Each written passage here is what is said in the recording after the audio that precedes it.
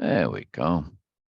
I was saying that I really enjoy doing these stories, sharing this story, this particular story. Well, I enjoy sharing many stories, but this particular one, because it has so many layers. And it's a big deal story. It's a very big deal story for me. And, of course, I can't say what's a big deal for me is necessarily a big deal for everybody.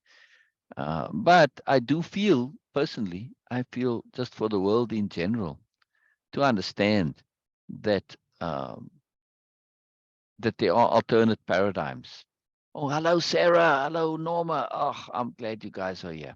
I'm glad you guys are here. Hello, hello, Norma. And hello, hello, Sarah. This is too fantastic. Oh, that was quick, Norma. You came quick. Wow, that's brilliant. It was so fast. I just messaged you to say we start again. Boom, you're here. Fantastic. Fantastic. Fantastic. That's just most wonderful. That's most wonderful.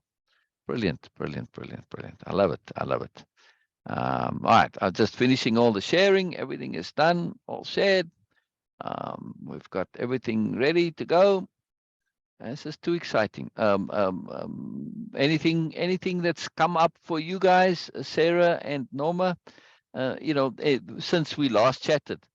All right, well, Norma, I chatted to you all day long, but that doesn't matter. Maybe Norma, since the last live, anything that's come up inside you, something that's happened, something that, just that's interesting, different, unusual, something that you looking to get resolution on, understand more, something that's interesting, doesn't matter, anything. Share, please, share. I'm always very keen to hear from you guys. Very, very, very keen. It is important. It's very, very important.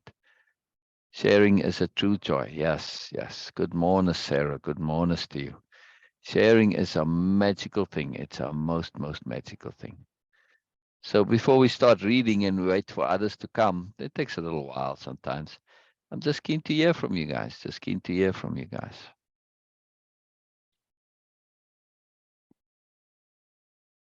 Oh, I don't need that there. Share away, folks. Share away. I want to hear from you. I want to hear from you. I want to hear from you. I love hearing from you. Oh. Yeah, very important. Yeah, very, very, very important.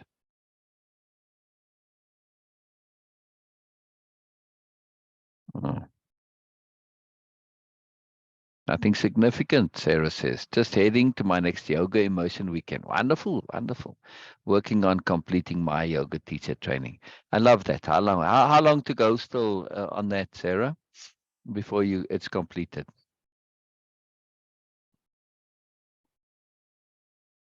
I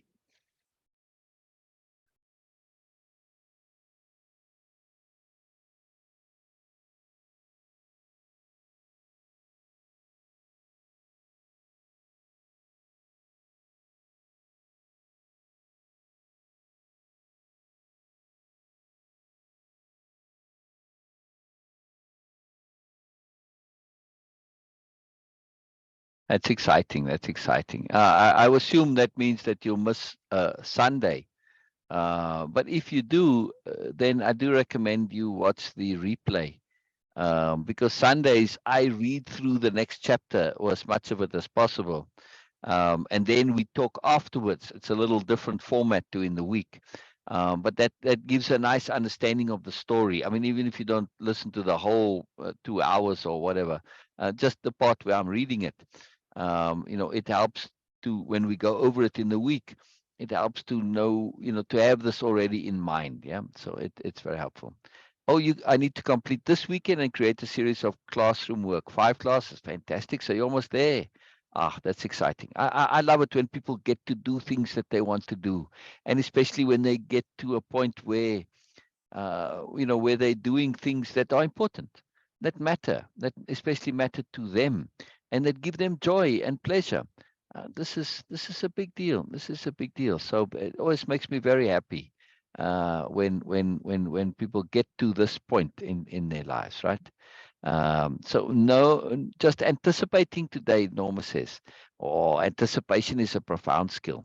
It is a profound skill when we use anticipation in our everyday lives, just going around the house, right? I'm walking to the kitchen. Instead of getting there and then, what am I here to do again? I can anticipate and I can get ready and you can plan, so very useful. Yeah, yeah, yeah, yeah, yeah, yeah, yeah. Wonderful. Wonderful, wonderful, wonderful. All right. So uh, I'm assuming that others will come when they come, and it doesn't matter. We can get going here on the story. So that's very exciting. That's very exciting, Sarah. That's very exciting. It's very, very exciting. I love it. I love it. When things come to culmination and fruition, and our efforts, we've made that effort, and now things start happening because of those efforts. It's very cool. It's very cool. So we're going over the part where where Shah is beginning to put the things. She's put in the she's come to that part where she's taking the step back, right? And she's retreated because, well, she doesn't quite know what's going on, and she says, "What am I missing?" Shah thought earnestly, and it was an earnest question. Earnest questions are very powerful, very, very powerful, right? So so uh in this stepping back, she's making space for things to come, right? And it's very important, right? She remembers something that she'd learned as an aspirant, that she'd learned from the new nobility. When faced with overwhelming odds, retreat for a moment and reassess. Give the solution an opportunity to present itself, which implies we make every effort to work out things. Yes, that's how impeccability says, I'm going to make every effort. But when I've done all the effort that I can, then I step back and I say, well, now it's beyond me, and I look for outside, right? But first I got to make my effort, because if I always look for outside me, I never learn to do things for myself, and that's not particularly impeccable, right? That's not good at all. So we need to have first us, then look for outside. And so she waits for this to come, and then the crow comes, right?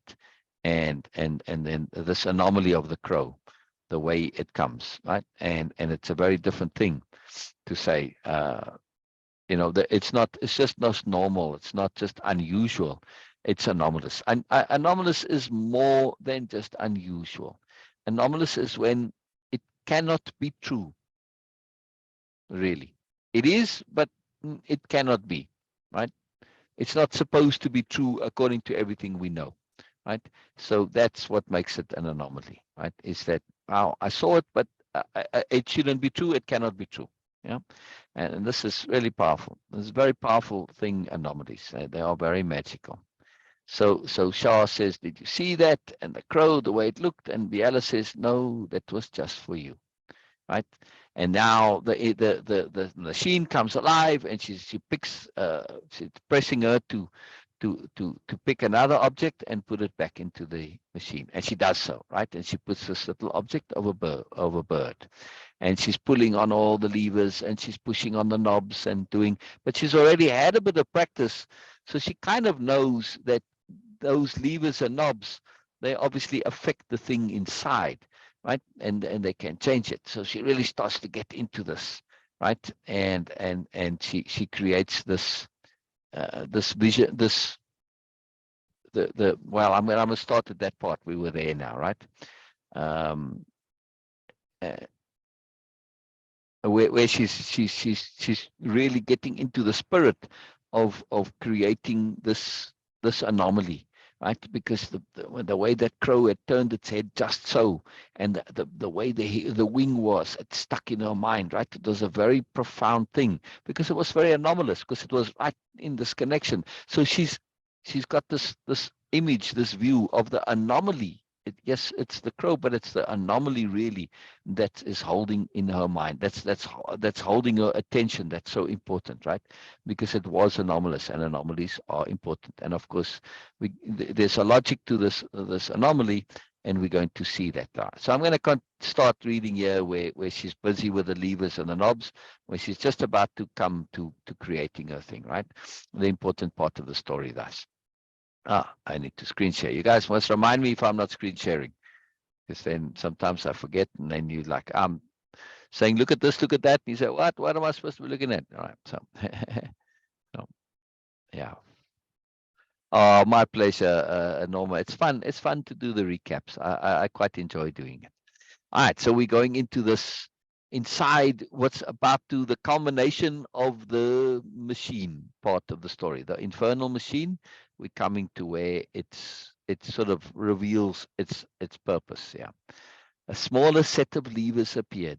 Shah used both hands now, not thinking about what she was doing, refusing to lose her vision of the turned head and that look in the eye. The machine actively helped, suggesting levers and knobs with alacrity. Squeals and gurgles accompanied new adjustments. Shah paid them no mind, not wanting to disconnect from her inspiration even for an instant. And here we come to another key point, right, in terms of the machine. The machine has understood this all the time. It has understood the necessity of sometimes we need to step outside of ourselves if we're a little bit too focused on what am I supposed to do, what's to do. Sometimes you just need to act, right? Like we had said, pick anyone, and Shaw couldn't. She was, "Yeah, but what? Oh, does it matter? No, all your thoughts are unnecessary here. Other times they are necessary, but here they aren't, right? So this understanding of appropriateness to say generally, yes, we want to be thoughtful and considerate and think things through generally, but there are times when that's not appropriate, like when it says pick anyone. It doesn't matter. It's random. It's anyone, right? And also in this moment here, Shah's just reacting, right? She's letting her instincts go. She's letting her deeper self comes through because what she's doing is beyond the capabilities of her conscious mind to create. She doesn't have that skill, right? She's never practiced. She's never done this before. So she has to trust and let. But she's not even in a space where she is saying, "I've got to trust." She's just doing. She's just acting. She's responding really powerfully to this. It's not reacting only, it's also a response because she has a vision in mind, but she's allowing her inner self, her deeper self to respond. And this is it's not absolutely crucial in the story necessarily. I mean, she could have been thoughtful and worked it out, but it is a bringing an additional point of behavior that sometimes we just need to do. And I think I'm not one that's done tons of yoga, but I understand yoga, and I understand the history of yoga, which is particularly in America. Not many people realize that what they think of as yoga is just a tiny part of yoga in general, right? Yoga is a philosophical system of living, and the physical exercises are a part of a much bigger system, and also those each particular posture that you're doing, right, the hold, it is connected to, it has a name, and those names mean something. They make a difference because there's an intent in the posture. And unfortunately, many people just do it for the physical exercise, which is not a bad thing. It's not a negative, and for the joy of it. But when you really start to connect to the deeper underlying intent, it's a very different thing. And the way I'm connecting this is that, yeah, we have Shah doing. She's just doing, pulling knobs, but she's got an intent in mind, right? She wants to recreate that look in the eye, that wing, that shape, the the wing, the whole anomaly she wants to recreate, and right. Because this is the way the greater anomaly of the machine and everything all together, the flow of this pattern. She's in attunement, in other words, with what's going on, right? So it is getting her to just act. And if that is also applied when it comes to yoga, to the intent of the postures, doesn't matter whether you're doing it right or not, person. It doesn't matter. Just do as best you can. Just do. Don't think. Switch off your thinking and just do. Yeah. And when you connect to the intent of the posture, it makes it easier to just do that posture. And because mostly people are hearing a name and they don't really know what the intent is, they find it hard to just act on it, right? So it's very useful if one can get into that underlying intent of the posture. Very powerful thing, very powerful thing. And I suspect since you were at that Sanskrit poem and it came from it came from your yoga class, if I understood it right, or was at least connected, that either you or your teacher in this class, or your guide, your facilitator, your assistant, whoever, somewhere along the line, somebody's going deeper with the yoga. They're not just teaching it. It seems to me they're not just teaching it as a series of physical exercises, right? The underlying moreness that's involved, and the deep philosophical spiritualness of yoga as a way of living, right? Because that's what yoga is. It's a way of living, the bigger yoga tradition, not the exercises, right? So it's a very, very cool thing. So it's moreness involved, right? So I'm just connecting it, right? That yoga, connecting it to this year, because I like to connect things to make it practical in our lives, right? Yes, we want to be thoughtful, but there are times when we need to be able to do, and do from inside of us just directly, right? Set aside all that umming and ahhing, in other words, dithering no, just do, right? But be thoughtful when it's appropriate. Shah paid them no mind, not wanting to disconnect from her inspiration, even for an instant. She twisted and turned, pulled and pushed. Sometimes the adjustment shaped away from her goal, sometimes closer, pure trial and error. But of course, you see that understanding here. If you're in it and you say, oh, this doesn't work, and oh, that does, then you stop doing what doesn't work, and you're learning on the job. You're learning in the moment, right? You're shifting. I don't know these Sanskrit terms necessarily. So what does Ashtanga mean? Ashtanga. Thank you, Norma. Thank you. Ashtanga. Uh, I hope I'm saying it right. I feel like that I do have made an effort to understand that pronunciation somewhat. So, as opposed to a more Americanized, would say Ashtanga. It's a different A, right? I would imagine. I doubt if it's Ashtanga. I would, Ashtanga. So, but anyway, I'm keen to know what it means, Sarah. I'm keen to know what it means. Uh, so in this moment of this doing, right, she's using trial and error. And if we pay attention, in other words, we don't have to know what's going on. I have to know, well, if I do this, I get more. If I do that, I get less. Well, then I only need to know that once. I keep doing more of what gives me more, and I do less of what gives me less. It's like duh, right? But only if you notice it. So we do need to pay attention to consequence. Yes, it's very powerful, very powerful.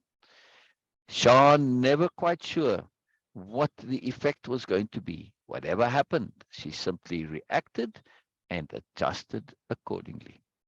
She simply reacted and adjusted accordingly. When we understand appropriateness, we are able to do that.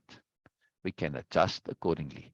Adjust accordingly. Accordingly implies that you know what you are doing. You have a goal, you have a purpose in mind, and you understand the context. In other words, you understand what's appropriate. So accordingly, appropriate, same thing. Yes? Yeah. Oh, of the sutras of, oh, that's the name of the sutra?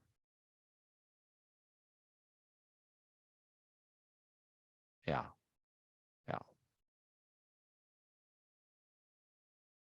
We use the English translations, but the breath, I assume you mean breath, not breathe, but the breath more important than names, or the breathe, the breathing pattern. Yes, yeah, Ashtanga, yeah, or it could be Ashtanga. So sometimes we have to pay attention to the emphasis on the syllable, and it could be Ashtanga, right? So different languages have different syllable emphasis.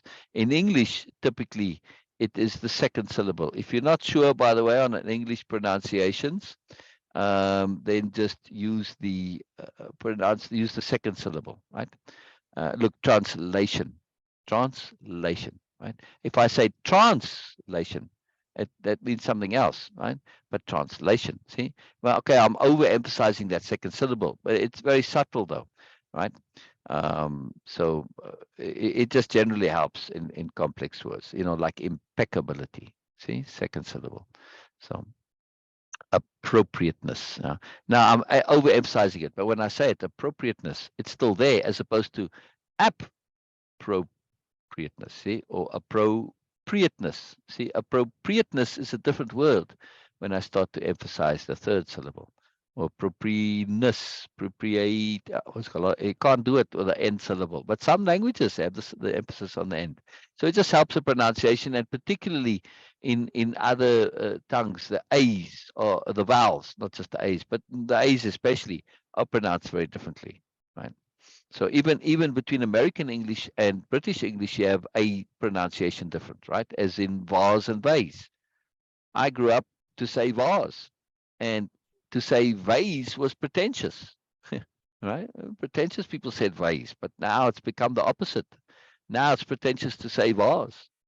So the A pronunciation definitely different. Anyway, it's just fun stuff, fun stuff. I like to connect to fun stuff sometimes also.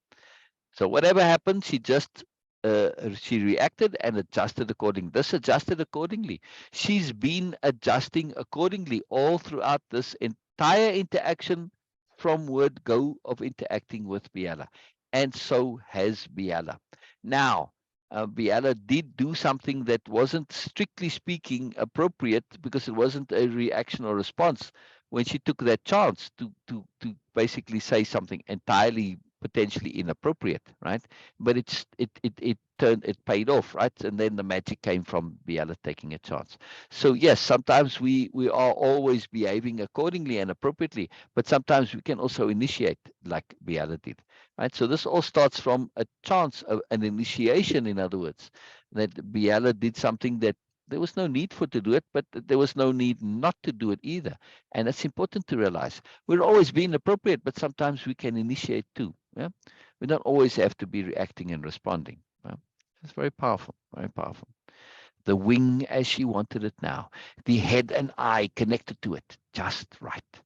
Shah closed her eyes, recalling that look from her crow. Her crow now. She saw it clearly. Her hands worked the levers and knobs by themselves now, helped along more than ever by the machine. She lost herself to the vision of her crow. Shah felt a gentle hand on her shoulder. Now aware she'd been standing still for a while, breathing deeply from all the excitement. Look, Biella said. Shah realized her eyes were still closed. It's a very emotional moment for me, this. Just this, the care, the tenderness. Obviously, Biella's been there, right? All right, I'm back again. I'm back again. It just dropped the connection there for a second. So I was saying that this is a bit of an emotional moment for me when Shah stands there in her quiet and she's just letting it happen, and Biella puts her hand on her shoulder, says, "Look, we've forgotten all about Biella in all of this, right? But when we think of it, well, Biella didn't walk away, didn't go away. She was standing there next to Shah all this time, right? So in other words, whatever was going on with Shah internally, Biella was being very, very caring. Why? She was being patient for one thing. She was not involved in this. In other words, she was paying attention to making space for this to all take place and happen, right? Because she recognizes this is Shah's time. She can't walk away either, because then Shah might notice that and break the spell. So Biella is being profoundly considerate and making an effort by just being there without being connected and interfering, or drawing attention away. She's being profoundly consideration, and that takes effort. It takes effort, right? So, and this effort comes from a deep caring and consideration and joy and love of Shah. Yes, that's why it touches me. Yes, we get to see that it comes through in that moment there. The way she says it, the way she does it. She's so delicately touching here. She doesn't want to break the spell. There's profound caring and appropriateness and concern and moreness coming from Biella in that moment. Yes. All right. Look, Biella said. Shah realized her eyes were still closed. She was looking at it internally, right? She looked. Her stare fell immediately upon her creation. So beautiful. No, it was exquisite. Shah had never seen anything so incredible in all her life. She'd created a sculpture of a crow's wing and head. She'd captured the turn of that head and the look in that eye perfectly. She stared, delighted. The machine purred, a huge shaking purr, like it was laughing and purring at the same time. See, a dozen signs proclaimed cheerfully, cheerfully, cheerfully. The signs were but rude and impatient, but this time cheerfully, right? A big shift, yes. The machine was having a mini party, quite taken with itself by all appearances, as if it had all been the machine's doing. Well, all right, the machine is having a bit of fun here, right? It's having a bit of fun. It knows it's obviously not all its own doing, but it's having a bit of fun. It was involved after all, yeah. A huge sign appeared, held aloft by 10 or more mechanical arms. You got it now? The sign asked. Very important. Shaw nodded before she realized she had. This is not an idle question. Yes, now, of course, we know what's coming. So we know when the machine is asking, you got it now? In other words, have you grasped it? Have you connected to it? Are you holding it in your heart, your mind, your soul, your spirit? She nodded before she realized she had. So her body said, I have got it. Yes. No sooner had she finished nodding when the sign enveloped into itself and disappeared. All the outstanding levers and arms retracted. You know something's happening, obviously, right? It's like, wow, I nod. Oh, now what's going on, right? So now your attention is leveraged. Uh, Something significant is going on, right? I better pay attention here, right? The glass box with her creation of beauty eased close to her, inviting a closer inspection, showcasing her magnificent sculpture. Shah was about to reach for the box in an attempt to retrieve it when the machine let out a sharp, wild sound. And with that, the sculpture exploded. OMG, OMG, OMG. The sculpture exploded. All that remained, a thick soup of shapeless matter. I think I'm going to put this, the sculpture exploded, in bold as well.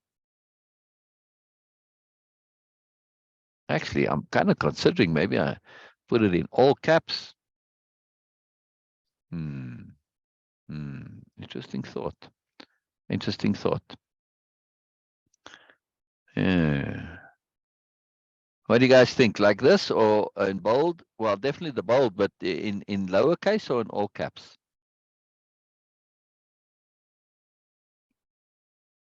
I mean, all caps. It's a very dramatic moment here. It's like super, super dramatic.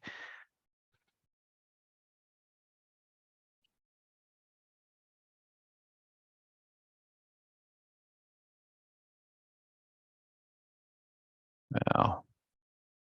Well, you know why I don't want to put it in all caps? Because when you read it, you're going to read it ahead of time. You see? You're going to see that too far ahead. But here in this, your mind doesn't jump to it right away. So I think it's better. It's better just in the italics and the bold. Oh, all right. All right. Oh, you think in the caps, Norma? I'm going to sit on it. I'm going to sit on it. You see why I'm saying not the caps? At first I thought the caps, Norma. But then I said, I'm thinking if I'm reading a huge side appeared, be sure not it doesn't become that. What I could do is make it on the next page. You see what I mean? And with that, dot, dot, dot, next slide. The sculpture exploded. And then next slide, all that remained, a thick soup of shapeless matter. Yeah. Not now agree with you. Which does that mean you are or you aren't? Yeah. I think well, I'm not going to do it now, but I will do that. And because it's such a dramatic moment, it needs to be on its own slide. And with that, dot, dot, dot, next slide, the sculpture exploded. Then it's all caps, bold, italics. Yes, exclamation mark. all that remained, a thick soup of shapeless matter. Wow. Wow. What a moment. What a moment. What a moment. You almost want to say, oh, poor Shah, you poor thing. Yes, like, wow. Shah didn't even have time to react. So surprised was she at this calamity. A tiny sign flashed into view, off to the side, where only she could see it. It is for you alone, all it said. Shah took this in, grabbing at any sense with her mind and being. She needed something to fill the void created by the obliteration of her beautiful creation. She would remember it, she vowed. No matter her vision was physically no more, it existed in her mind, in her heart, in her soul. The shock of that sudden turnaround galvanized her emotions, sharpening the remembrance, and locking it in for all time. She would never forget now. And this is the power of emphasis. When something is so dramatic and there's so much energy and so much emotion involved, emphasis, this is what emphasis is. And emphasis literally rewires our brains, right? And literally, that's why when you ask people like, where were you at the moment your first child was born? It's not always the second or the third, by the way, but the first certainly. They can tell you exactly. They can tell you what they were wearing, what was going on, right? 9/11, lot of very powerful, dramatic things in people's lives because there was so much emphasis. We remember it, right? And it sticks in our minds. So if you are looking to remember something, make an effort to emphasize it and also to associate it with something. Both of those are very powerful mnemonic techniques, right? Memory techniques, very helpful. She would never forget now. A shy sign emerged tentatively near a very battered panel. It read, "Kick here." Shah didn't hesitate to oblige, adding a few extra for good measure. "Infernal machine," she growled, but a huge grin replaced the growl before she even realized. Biella was laughing so hard she was almost choking. Not making fun, Shah realized. Simply laughter of pure joy, the joy of a shared experience, the joy of a great gift. You too? Yes, yes. The capital S shared. Right? Go, where are you going? Oh, of a shared experience. You too. Biella nodded, wiping away some laughter tears. She smiled an enormous warmth at Shah, hugging her fiercely, whispering, "Never forget the magic." I just love Biella, I do. And I love Shaw too. I love how the way they interact, this deep, deep caring about other people, not in a way that is presumptuous, not in a way that says, do this, do that. No, in a very profound, magical, beautiful way. Yes. It's a love. It's a love. It's a love. It's a free love too. It's a very free love. All right. So when faced with overwhelming odds, retreat for a moment and reassess. Give the solution an opportunity to present itself. How might this apply or have applied in your life? And I think, Sarah, on that mountaintop, you did that. You stepped away during the day and you reassessed. You thought about it, right? And then the next night, you gave it some more time for solutions, right? And resolutions and understandings to come. And they did. And the understanding was, hey, you know what? We're only going so far with this. And then you started and then you stopped and you said, hey, I need to know more. So that second night when it came back again and you heard it again, it brought with it understanding from you. And it was very powerful. So you did apply this then, yes? Yeah, yeah, yeah, yeah. Very cool. Very cool. Very cool. So it's a good thing to pay attention to look back on our life to say, when did I do this? And then you remember and you see, oh, wow, yeah, so it was effective. All right, so now you're using the past memory and the association to connect it to this to say, if needed in the future, I'll do this again. Yeah. When Shah shifted her attention to the world, might she have been applying capital H hearing? Right? And now we're going to where where she stepped back and that moment after the second thing was spat out, right? And said, nope, unremarkable. Come on, like, what are you thinking? Yes, all those signs. And she said, when that idea came to her, this, or at least the idea, this memory, this understanding to step back, right? And she just shifted her awareness to encompass the clearing and the forest and everything, right? Was she, capital H, hearing the world at that time? Now, all right, to answer that, we need to know what capital H hearing means. But by implication, it's not regular hearing, so it's a particular enhanced moreness hearing. And yes, obviously, it's like a Dirk question, right? I mean, the question is really answered by itself, but that's helpful, right? So there's a lot to capital H hearing. I mean, I have a huge program on it, one of those, the big programs that's called to this, a 4-month minimum program. It's, if you really do it, it probably take a lot longer than that. It's a very big deal. It's a lot to it. But the heart of it is that we are making an effort to hear beyond just sounds, right? And so you're hearing the deepness, hearing the implications, hearing the abstract understanding, right? So you're hearing moreness, you're paying attention to moreness. Does the destruction of Shah's creation make sense? If so, how? What's the app involved? In this case, the application, as in the application, we call them in dictionary of power, right? Those terms, right? We've said name that app, name the application, the doing, in other words, right?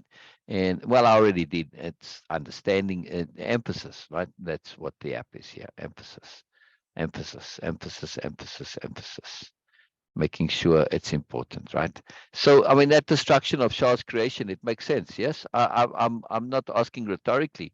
Oh, Bina, come back on Zoom, please, Bina. I don't know if you can or not, but I hope so. And maybe bring Amy with you. Maybe bring Amy with you. So, hello, Bina, hello. Norma and Sarah, does the destruction of Shah's creation, does it make sense, particularly in the way it was done, right?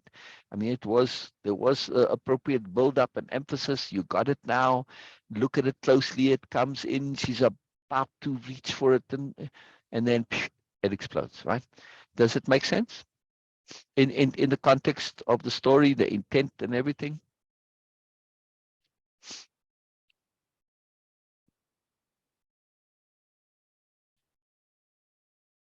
Wow, Gambina, I got a question for you here. Elaborate, as Bina might, or likely will, on what Shah's experience is all about in the greater context of Biella's chance and what followed. In other words, write the denouement, the conclusion of this chapter, this story, right? Where we're going now, the afterwards, the takeaway. Yeah.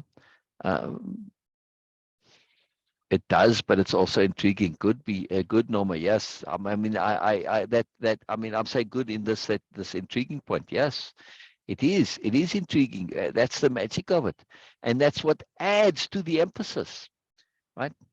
It adds to it. I mean, in the story here, this is when you think of the story, this is a pivotal moment, and you're not going to forget it.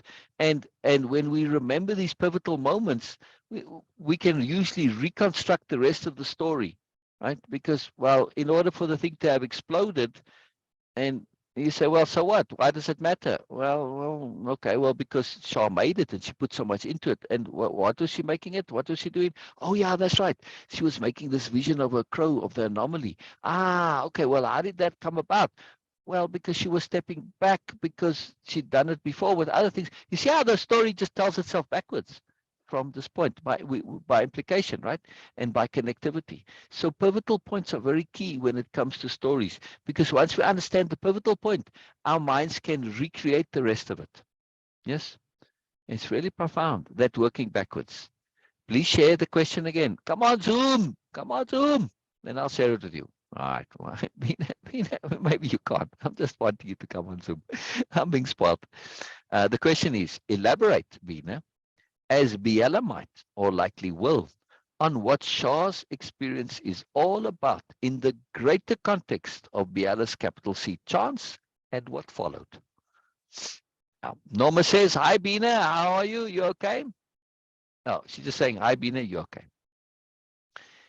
In case you're not reading the comments there, I'll read it for you. So, hi, Bina. You okay? Yes, Bina is okay, Norma. She's just busy with family stuff there, I think so. She may have the laptop. She may be cooking and has the laptop in the computer in the kitchen, which she does. She puts it on the counter sometimes, and she does stuff, and then she comes and interacts a little bit. So that's maybe why she's not coming on Zoom, because it would be noisy and all that, right? So, so yeah. We did chat earlier. So this is quite a question, Bina, to answer. I mean, if you are doing that, and it's going to be a long thing to type. That's why I was saying come on Zoom. That's why, I didn't specifically ask Norma and Sarah. It's not that I'm excluding you guys. It's just that this is a long thing to answer. Because basically it's a recap of the entire story, but from an explanation point of view, right? And why it happened, what's the point of it, what's the logic of it. The anomaly came, Biella took a chance. She had no idea this was going, but not entirely, because she does know sure. And that Biella, that says a lot. That's the very start, right? Very start of the interaction. Biella was thinking about appropriateness, following on from chapter 1, when they dispersed. And then here comes Shah, and she says, Biella. In other words, not coming directly to say whatever she wanted to say. Right? She's waiting, she's pausing, a bit of uncertainty in there, etc., etc. So we can't hear all that Biella heard, but yeah, Biella has profound people reading skills, capital H hearing skills.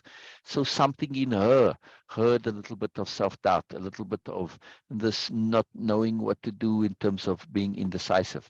Now, by the way, just as a little point of extra story here, I was writing this, and I was texting with a friend of mine at the time, and her name is Charlotte, and it's abbreviated to Char, C-H-A-R, right? And so online, that's how she was, Char, right? And that's how Char came about with the S. Now, this character doesn't have all that much connectivity to my friend Charlotte, but the conversation was one we had at the time, right? Now, I have the original text of the conversation, right? And what Biella says to her, like, hey, let's play a game, only be forced what you said, right? I said this to my friend Shah. And then there was this big gap, right? And so the next thing that she says is, hey, what? In response to me saying what's forced from you, right? So I wrote in that the friend came there, but all the dialogue is from our interaction. It was really interesting. So, I like doing this. I take stuff and I call it enfolding. There's no real word for it. It's my own word that I'm making up. Oh, good, Bina. Oh, good. Bina says, I am good, enjoying the story. Wonderful, Bina. Wonderful. Wonderful. So this is, I just use what's around me as appropriate. Yes. But now when we look at this in the bigger context, and well, in terms of that little bit of self-doubt and personal insecurity, that is a part of my friend at the time. Yeah. So I am pulling from that also. So in that sense, there's a little bit of self-doubt. But Shaw wasn't necessarily quiet. She's not a garrulous person either.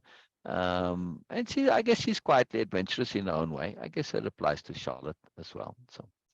So yeah, we have a quote that comes into it because it's a break, right? That part of the story is ended. And it says, there's magic out there, capital T there, out there beyond, big capital B beyond the capital M more. There's magic out there beyond the more. From Reflections on the Perfection of Now. The Perfection of Now is the name of the second book, by the way. It's just a little extra bonus information. At this point in time, obviously, by the time I actually end up publishing this, you're going to see book 1, book 2, book 3 in the beginning there, 4, 5, however, 12, however many there are. Right, and the associated series, Clara's Class, The time before, the Council of the Gods series, there's a whole lot of associated series to this. The Young Man stories, they're all connected. It's all there.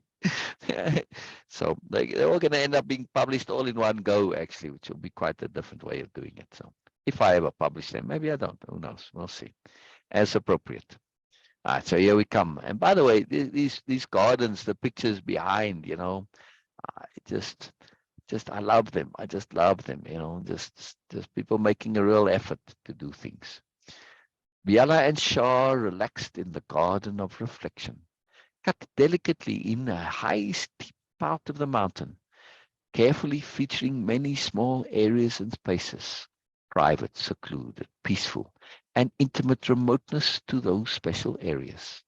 They looked down on a river running through a narrow gorge. The items were seeds, Shah asked. Biella just nodded. But how? Why is it so? Where did? Shah kept jumping to something new she wanted to know. The thrill and excitement of the entire affair filled her with delicious energy. And before I go, just on the gardens here, by the way, this is not what I think it looks like. This is just more or less close. You have to create it from the story in your own imagination, right? These are just sort of kind of maybe possible representations. No one knows exactly how the machine got to be there, or how it works, or why it behaves the way it does. Biella smiled fondly. It's not even in the same place all the time. It just is what it is, she chuckled. Everyone who's had this experience, who has had its experience, simply call it that infernal machine. But what was the key issue? The real lesson? Biella gently asked. Shah frowned slightly. What was the key issue? What was the real lesson? I'm asking all of you. What was the key issue? The real lesson?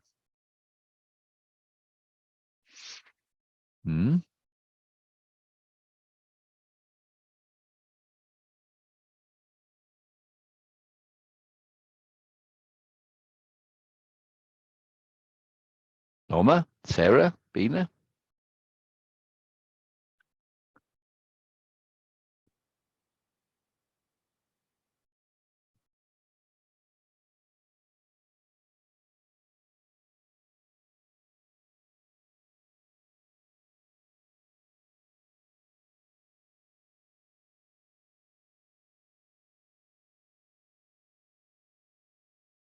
An attachment, says Elizabeth. Hello, Elizabeth. Did I miss you saying hello earlier?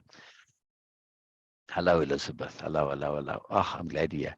An attachment. Wow. Question mark. Yes, to a certain degree. Yes. An unattachment from our usual way of doing so.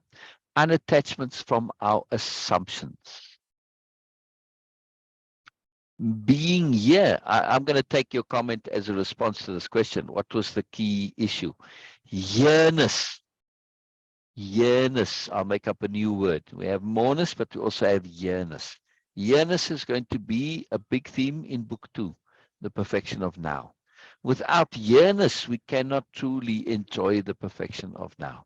So yes, the machine was making every effort to make sure that Shah maintained her yearness. Yes, even when she stepped back and took a pause, she took her yearness to be just her and the machine, and she expanded it to her and the entire world, the entire environment. Yes, so yeah, yeah, yeah, yeah. So to be unattached, but unattached doesn't mean disconnected, right? The two are synonymous words, right? I mean, literally unattached and disconnected, yes, means the same. But when we're using them figuratively, unattached is very different to being disconnected. I can be connected, but not attached. I'm connected to you guys. Yes, Sarah, we're connected, but we're not attached. It's very obvious, very duh, right? So when you attach to something, clinging, holding, you too close. But when I'm connected, I can be connected via understanding, via appreciation, via awareness, but I'm not attached to it, right? Attached is like you clamped on, like a limpet mine, yeah, or like a leech that's attached. Too close, over much, yes. So yes, it's a very, very big shift here, right? So I love that your comment just said yeah. I wasn't sure if you were just saying I'm here, or if it was in response to this question. What's the key issue? The real lesson, being in the now, yes. But of course, it's being appropriately in the now, and sometimes not hearing you. No, yearness, Norma. I'll type it out, right? The quality of now, yeah, this moment, my location, yeah, right? So when I say moreness, it's again the quality of more taken extra, the quality of yeah, applied, utilized, connected to. Yes. So yeah, I mean, yearness is being in the now, but it's not just being in the now. It implies ness more to it, right? Extra. So yearness is getting all the maximum benefit and value out of yeah now, right? Nowness, you could call it too, but yearness is in the physical space, right? So Shah had to absolutely apply yearness, as in H-E-R-E, not H-E-A-R, right? Yes, you also had to apply H-E-R, sorry, H-E-A-R, year, as in hearing. She had to apply hearingness as well, right? So this is a very profound concept. It's a very, very cool concept. And capital H hearing isn't just about the ears, right? You can hear with your skin, you can hear with your eyes, your nose, right? You hear with your heart, you hear with your soul, you hear with your spirit, right? You hear with your intent. She was doing all of that, but she was hearing what the hear, H-E-R-E, was. She wasn't hearing what's to come. She wasn't hearing tomorrow. She wasn't hearing maybes, possibly. No, she was hearing what was going on right there. Yes. In order to get the full value out of the interaction and experience of the machine was absolutely prodding her and prompting her to stay in the here. Yes. It was pressuring her to not jump out of this because her tendency, right, when it said pick any now, her tendency was to leave the pick any now in the year. You okay, I'll pick something. But she went out of that. What do I need to do? What's going on here? What I right? See, so she left the year and went elsewhere. And so the machine recognized this and it responded, right? It's a very sophisticated machine. For me, the key issue was that infernal machine was not consistent in its own behavior, kind of oblivious of implications. Huh? I'm not following, Bina.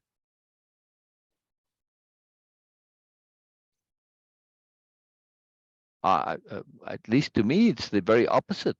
It might not appear so, unless maybe you meant that, that it appears that the machine was not consistent. But it absolutely is. It is absolutely, or it was absolutely aware of the implications of its behaviors. It was prodding and pushing and stimulating Shah. The implications there were that she would be in the year because her attention is on what's the machine doing, what's going on, and not having time to get into all those doubts and thoughts and debates about what to do. So I'm not quite understanding, Mina. We'll give it a moment then. I want to hear more. I want to hear more. The key issue, but what was the key issue? The key issue of the story. The key issue that the infernal machine was not consistent in its own behavior. Kind of oblivious. I need more, Bina. I need more. I need more. I need more. I need more. I need more.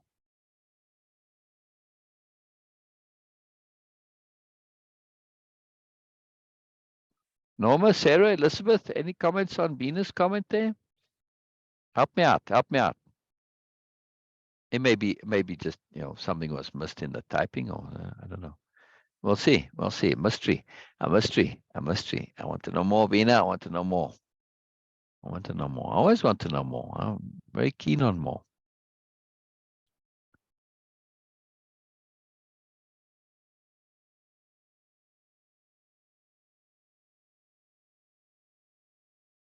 When giving free choice to Bina, then her choice has to be acknowledged and valued. Yes. Yes. Yes, Bina. I agree. I agree. I agree.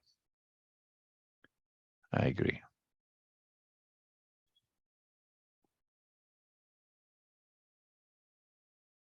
All right. Let's finish the reading here. Rain had fallen earlier, droplets still clinging to the branches and leaves, dropping steadily, catching light as they did. Brief, brilliant flashes, and the smell of fresh earth, the smell of the essence of goodness.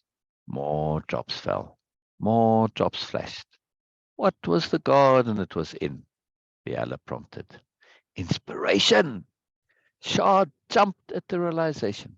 She'd completely forgotten the garden had been so uninspiring. And before that? Biella asked. You'd asked me. Shah's face changed. Everything falling into place now. I'd been stuck.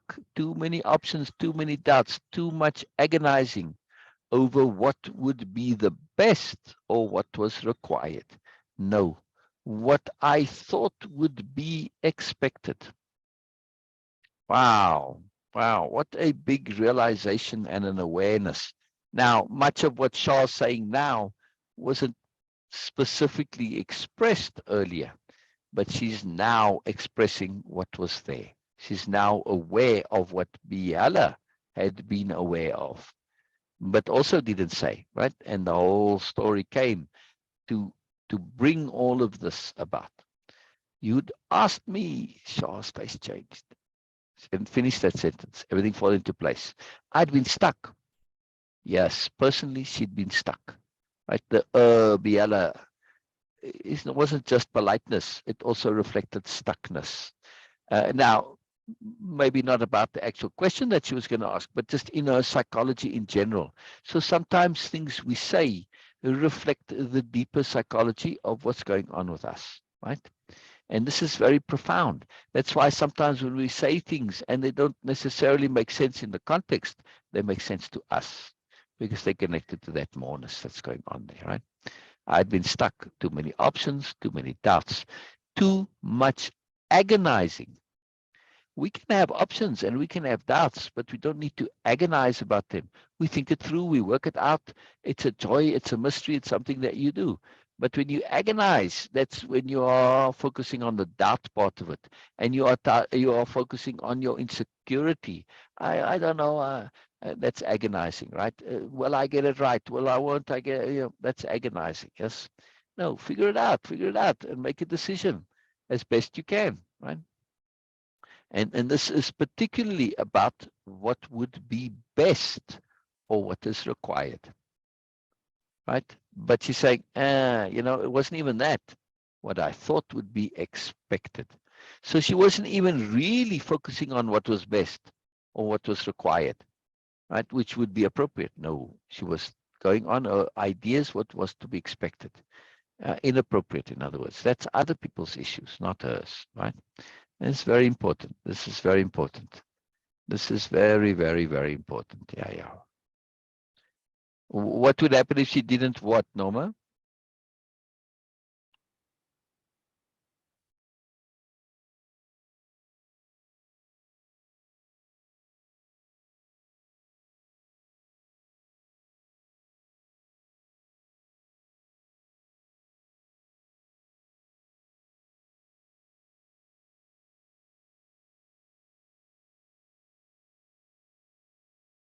I'm waiting, Norma. What would happen if she didn't, you say? If she didn't what? Just finish the sentence, please, Norma. I realize you're responding to something I said, but because there's delay, I'm not sure exactly, and there's many things that this could apply to. So just finish your sentence there. What would apply? What would happen if she didn't? Anyone? What do you think, Norma? Oh, I've lost the thread. I thought there was a decision to be made. Oh, what would happen if she didn't make the decision? Ah, there we go. And that is a central question. Sometimes nothing necessarily, but we agonize because we think we have to make a decision. You don't always have to. But if you don't, then you are putting yourself at the mercy of randomness. Yeah. So, so that's what you were asking. What would happen if she didn't make the decision? I get it. I get it. Yeah. So that's powerful. So, Norma, if we don't make a decision when we ask to make a decision by the world or by life, right? Well, then usually there's some consequence, and it may work out or may not, but you don't necessarily have it going the way in which you would like it to. So when we are required to make a decision, we are making it. Why? Because we want things to be as beneficial to us as possible, right? And also to risk taking a risk, unnecessary risk. If we just leave it at random, it may turn out terrible, right?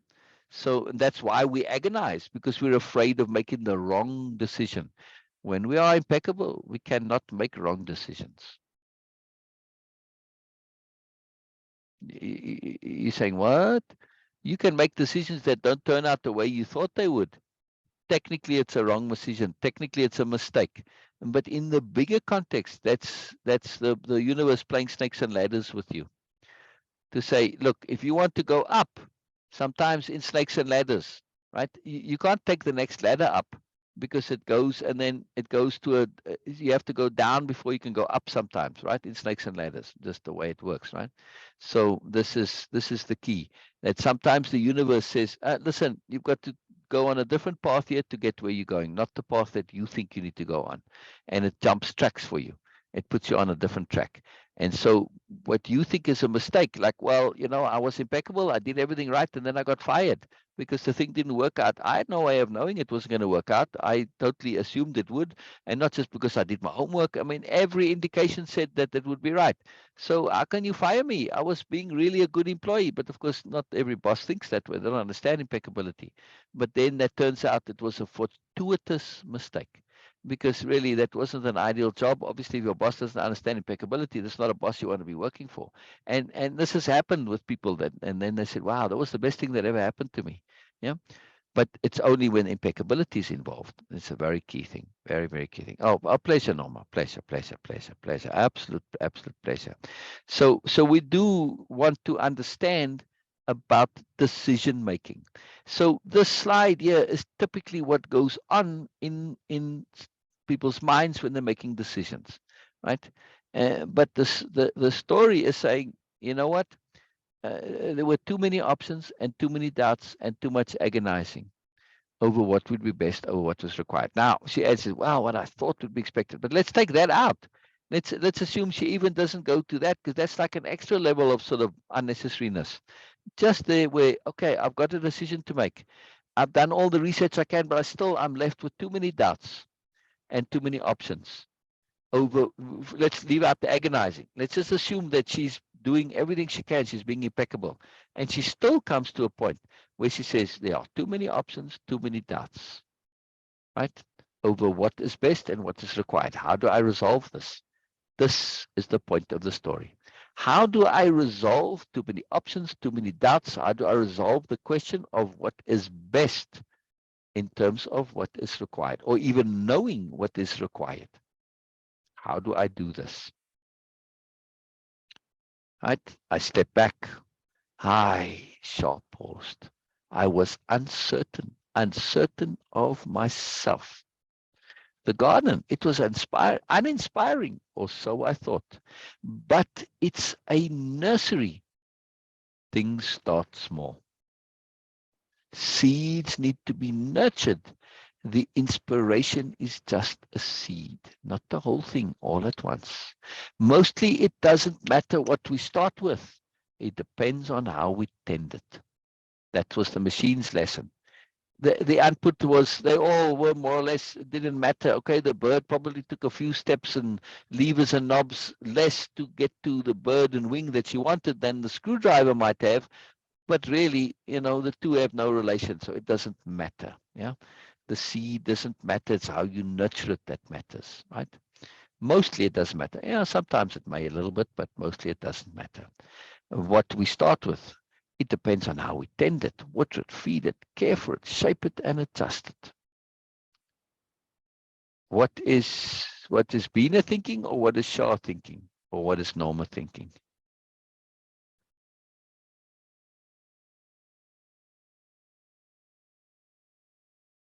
Or Biella, maybe.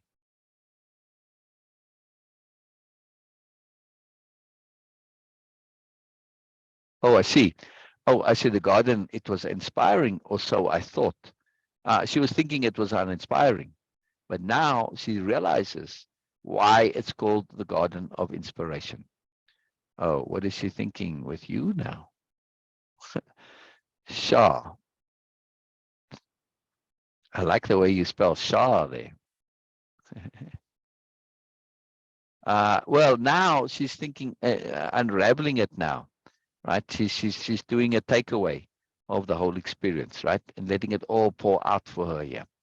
And what it meant, she's going over it. She's doing both a repeat back and a takeaway, actually. Mostly it doesn't matter what we start with. It depends on how we tend it, water it, feed it, care for it, shape it, and adjust it. That all comes after we start. The key is simply to start. So if you've got to resolve a decision that's overwhelming, yeah, it's to start somewhere. And then with whatever start is, then you feed it, you water it, you tend it, you care for it, you shape it, you adjust it, right? So the key is to start. But where to start? When you're overwhelmed, you've got 1,000 choices, you've got 1,000 options where to start, right? Yeah. So where to start? This is a key point. Where to start, right? And how do we resolve that where to start? Yeah. Shaw blew out a long breath. But what was the machine all about? Bina, what was the machine all about? I'm going to go back to the slide. I want to ask Bina here. What was the machine all about, Bina? Based on your earlier comments.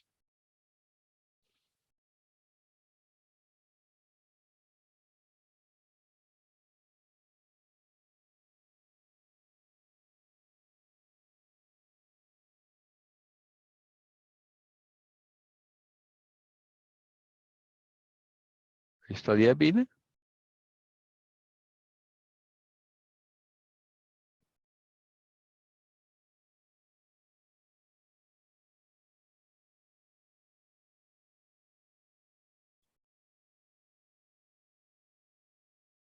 I'm keen to know. Keen to know. Well, Sarah, Elizabeth, Norma, what was the machine all about?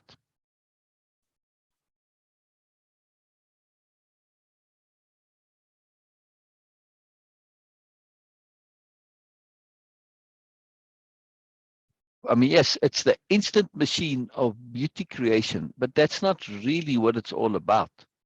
Yes. Well, the instant machine, yes. And beauty creation, yes. Okay, it's helping you to create beauty. But also we could say coming to decision, coming to understanding, coming to awareness, that's also beauty creation. Because awareness is always beautiful when we create it, right? It's a magical thing, awareness in itself, even if it's an awareness about something unpleasant.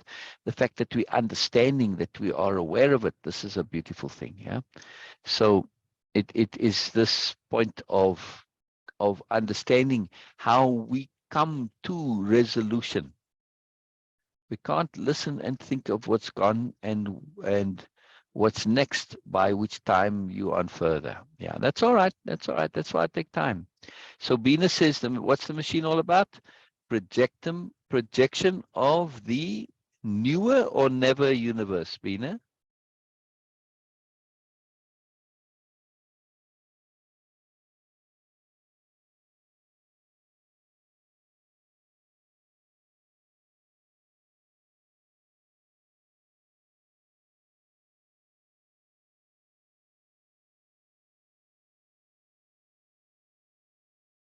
I do follow mostly what you say, Norma. Just sometimes it's just me. I'm immersed in what the story is, and so I don't always have opportunity to see it when it comes and make that connection. Projection of the never universe. Oh, oh. Autotype lol of the universe. Oh, projection of the universe. Oh, wow. That's very interesting. Oh, that's very, very interesting. Yes, it is a projection of the universe. Yes. Elizabeth says, in my own life, I make choices and investments that become dead ends, lead nowhere. It seems to me about surrender, like I need to just be fluid and trusting and stop being focused on a particular outcome. Yes. Yes, appropriateness, in other words. But appropriateness and the machine is here. And the machine was about the key part that made the whole thing for the machine work. And that was the anomaly. Without the anomaly, none of this happens. None of it. So the machine was being very deliberate in pushing Shah, pushing Shah, pushing Shah. And saying, going with Shah, your system isn't working, right? A system of thinking and planning and having objectives. What should I do? All this. So it said, step back. And in that moment, it forced her to be overwhelmed and to step back because she'd had that bit of training. In that moment of stepping back, the anomaly came. Now, is the anomaly connected to the machine? We don't know, but it's connected to the intent of the moment because Shah says, what's going on here? What am I missing? She says. And that's it's actually very profound that she says, what am I missing rather than what's going on, right? It's very deliberate that, what am I missing? Because typically what we are missing in our decision-making process is anomalies. Real, actual anomalies, right? So when you think of your decisions, Elizabeth, were they made in attunement, in connection with the universe, or were they made according to what you thought was ideal and okay, your objectives, your particular outcome? In other words, they were disconnected decisions because they were just in your particular bubble of awareness, your bubble of understanding, right? On your particular outcome. I'm not necessarily picking on you here, or, I'm just utilizing what you shared as an example here, Elizabeth, right? So that when you're saying that focused on a particular outcome, that's the particular outcome you in your understanding think is best, but we don't know what's best for us. So when it's a bigger decision, we need to get the assistance of the universe. I can't possibly know what's best for me. I don't have universal awareness. So when I'm making decisions on what's best for me, I need to have outside external input. And that's the point of the anomaly.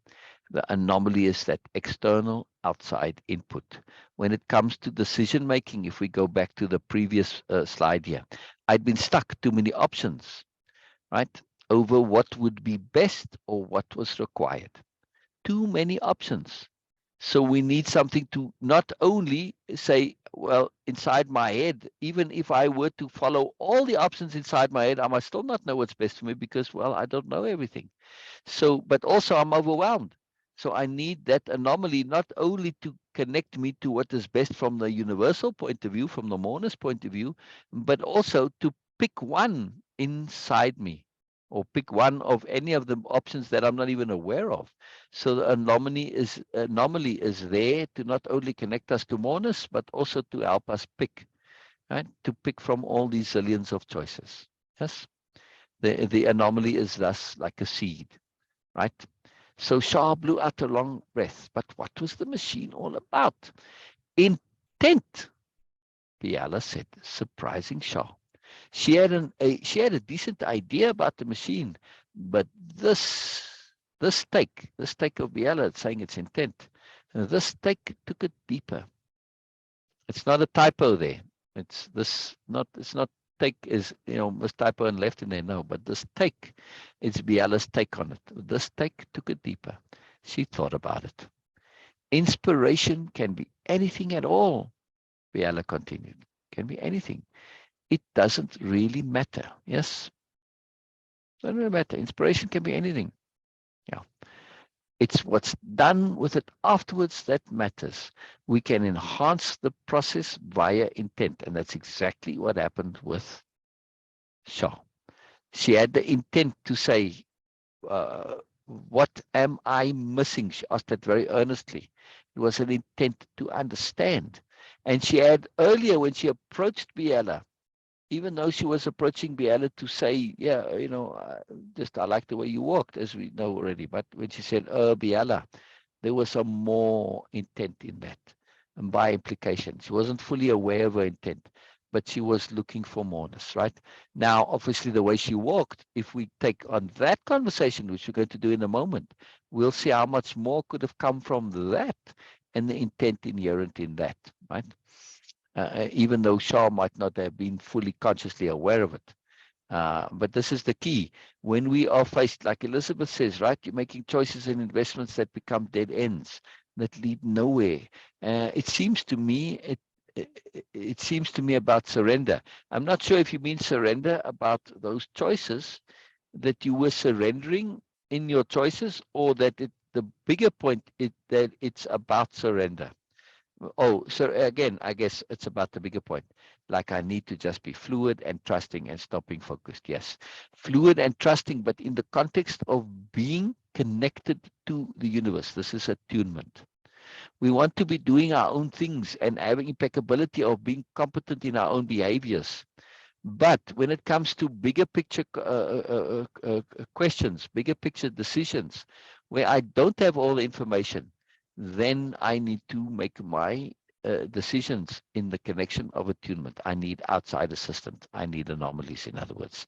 Yeah. Exactly, exactly. But and to surrender to the universe, to be in attunement. And surrender is a difficult word, because surrender is like implies, well, I'm not making any effort. So that's why I don't really use this term much. All right. It's just I rather say to be in attunement. Yes, there is a measure of surrender when we attune.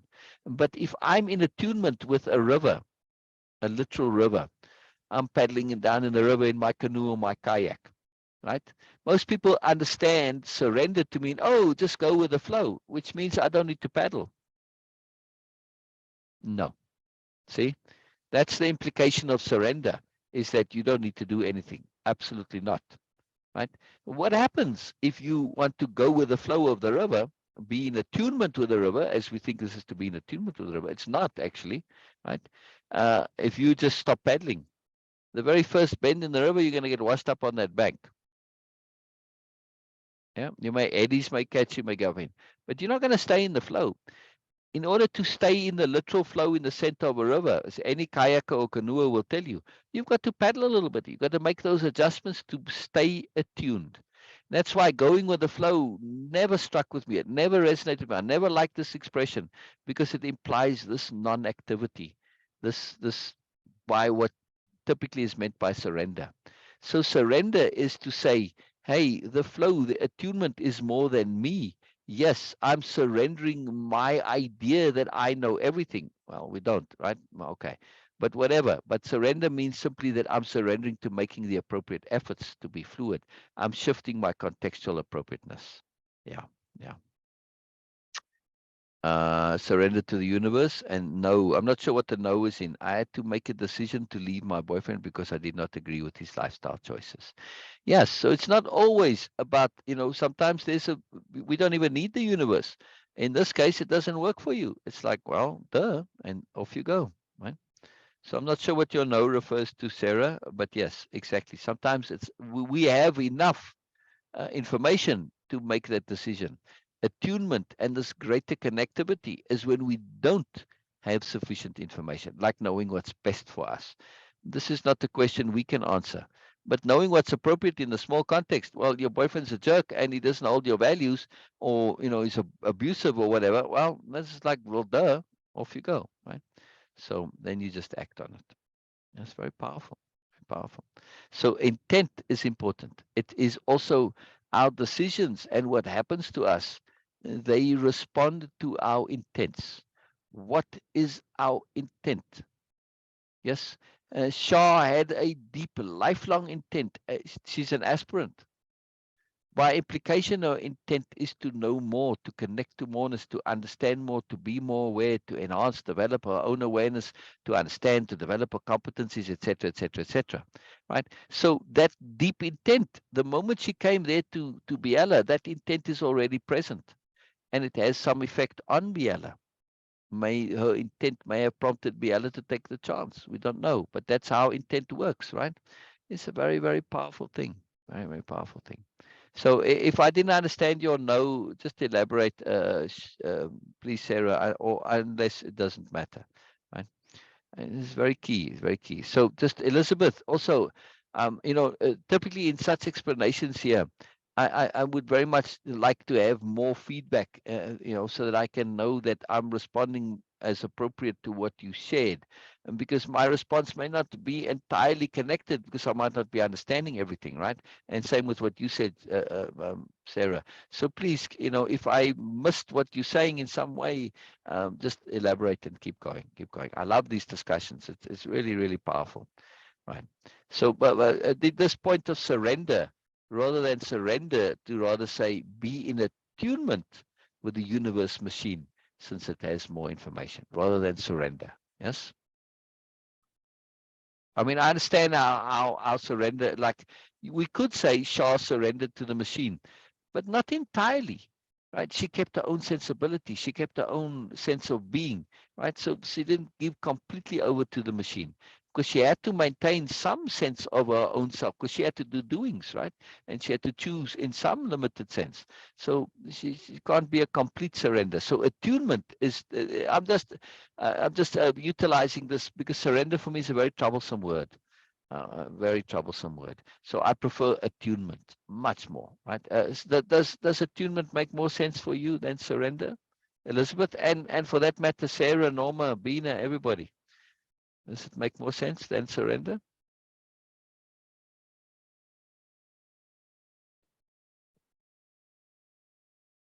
Like if I'm paddling on the river, if I'm in attunement to stay in the flow, I'm not paddling hard because the current is taking me, but I need to make those little paddle adjustments to bring me back into the main flow all the time. Otherwise, I drift off to the side, right?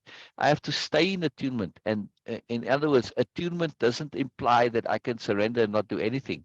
It implies making that bit of effort, whatever's necessary, making the appropriate effort to stay in the flow. When I come to the bend, I'm going to have to paddle more.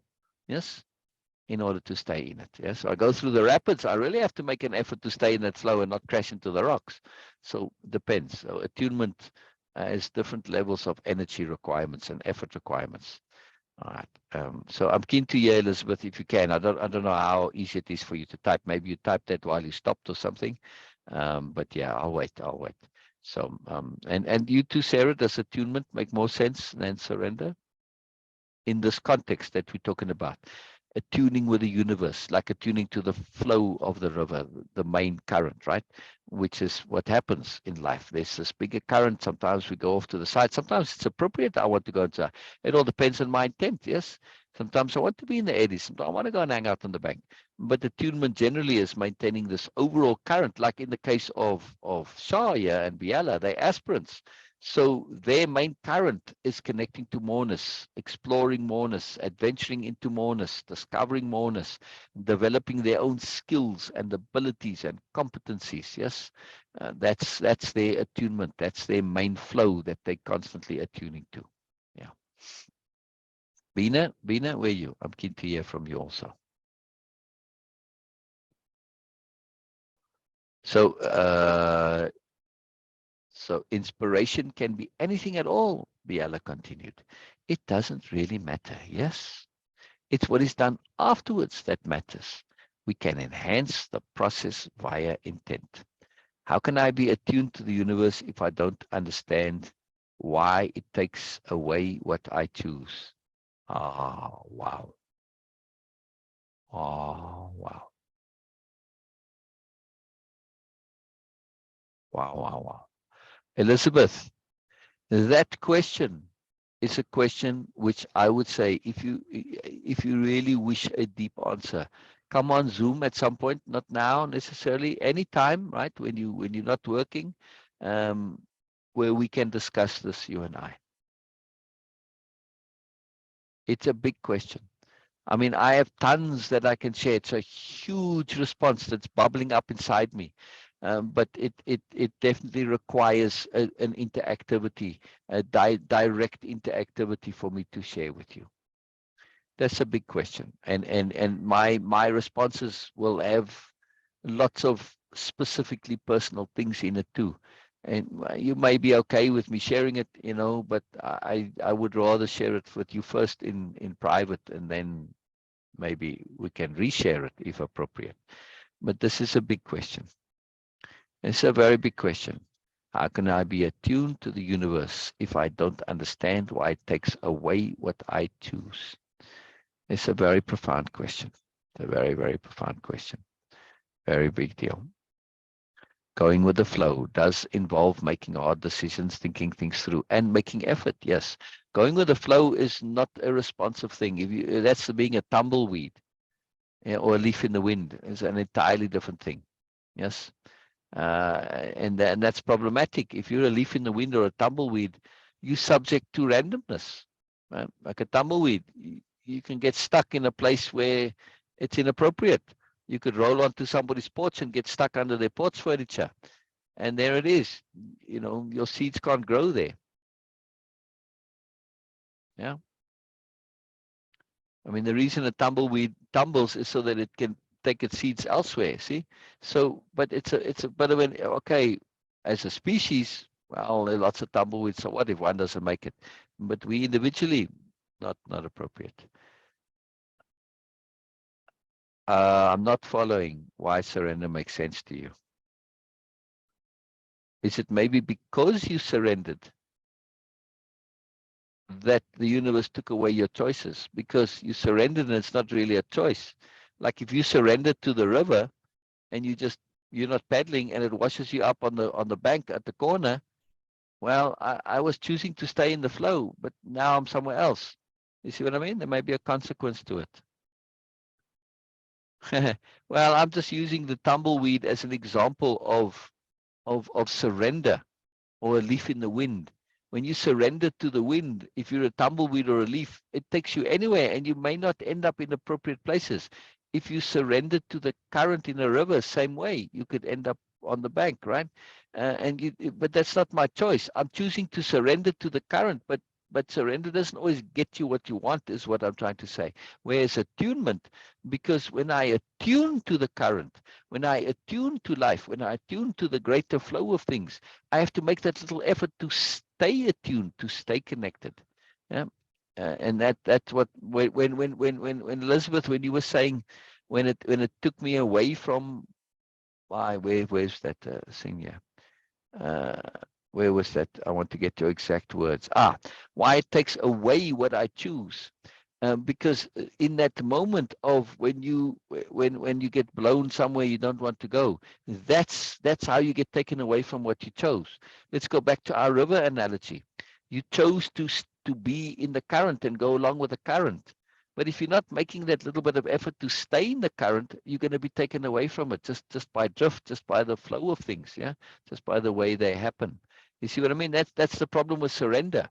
Is when we surrender, we give up any or all of the efforts that keep us connected to our choice. So because you're now surrendering to the whole everything, which is the eddies, the currents, the other choices that aren't yours. Yeah, you basically, when we surrender, we're giving randomness a chance to come in. Yes, and the unwanted. So attunement keeps us connected specifically to what it is that specifically we did choose. Well, again, that's why I wanted to discuss this with you in detail, because you may have a different understanding of what surrender means. Yeah. The only thing we're left with is to trust. It is not fun, but no choice other than trust that something better will come. Yes. Yes, exactly. But when this trust, though, it's not we just saying, well, I'm just going to let go with the flow. That's a very ineffective trust. That's tumbleweed trust. That's leaf in the wind trust. That's a risky trust. When you put yourself at the mercy of randomness, like a tumbleweed or the leaf, it may or may not happen. Yeah. But when we're impeccable, and we make that effort needed. Yes, and that's what impeccability is. It is making the appropriate effort. It's another definition of appropriateness. Norma, I shared some with you earlier. Appropriateness is making appropriate effort relative to our intent and the context. Yes.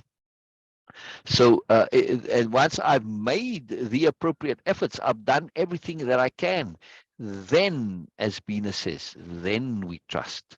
That's the only thing left. That's implied there. I mean, we've discussed this many times. That's why she says we are left with is to trust. The only thing after being impeccable, after doing everything we can, then I have to trust. Yes.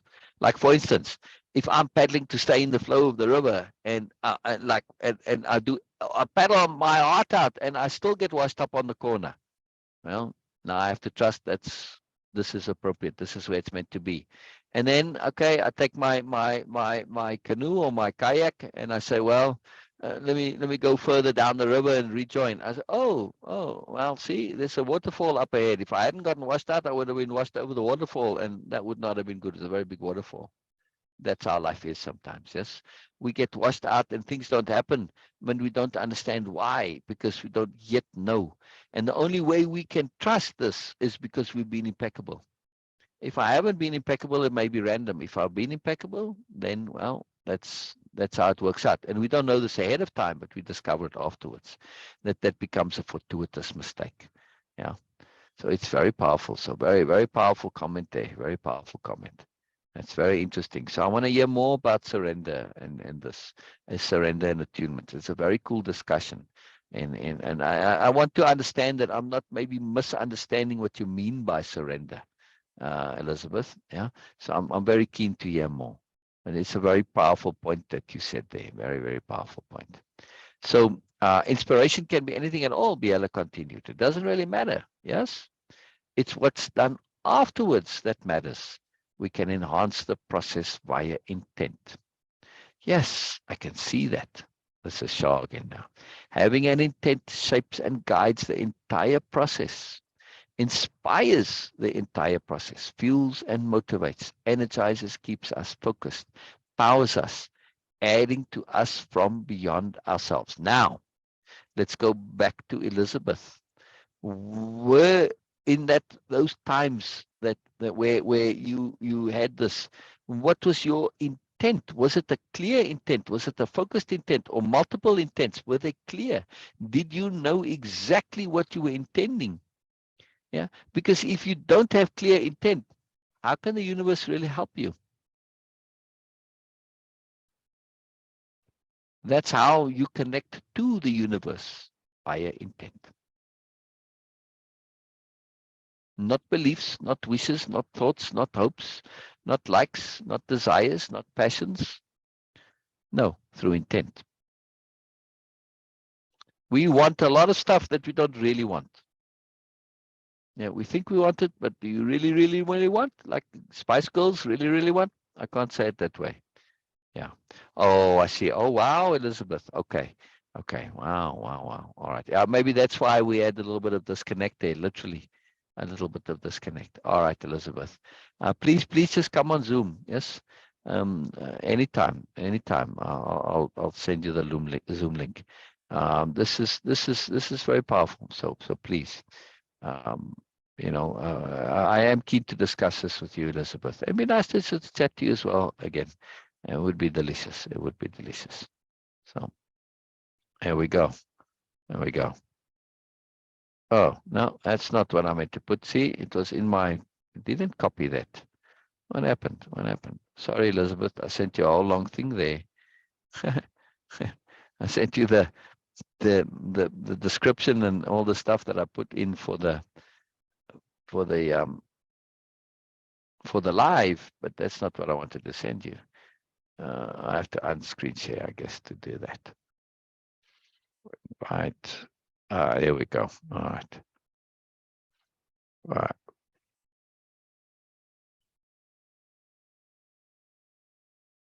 All right. There you go, Elizabeth. I put the link for the Zoom link in. So I'm on Zoom all day.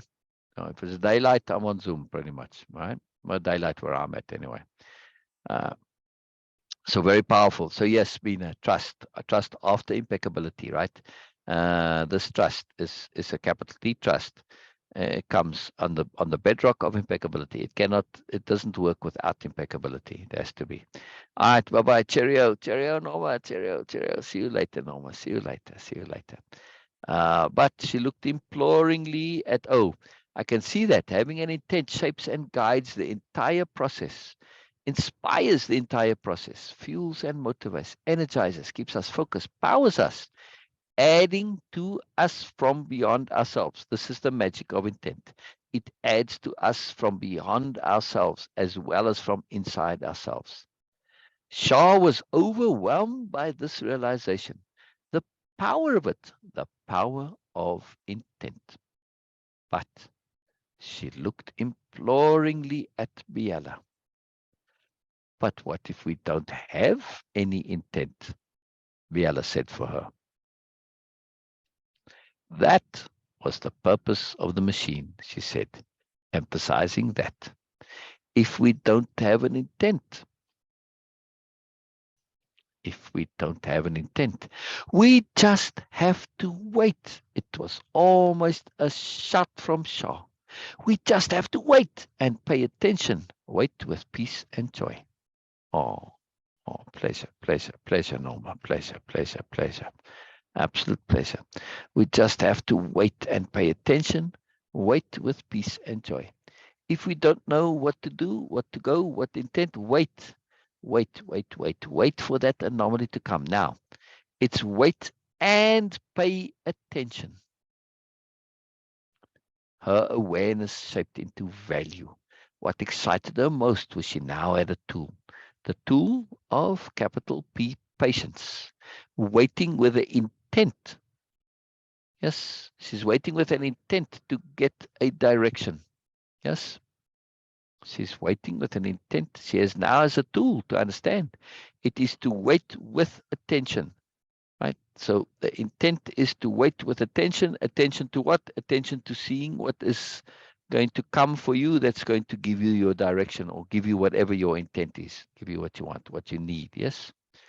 What excited her most was she now had a tool, something she could use, something which would help her break those deadlocks of choice and more. She felt the possibilities inherent in that awareness. But this was a roller coaster.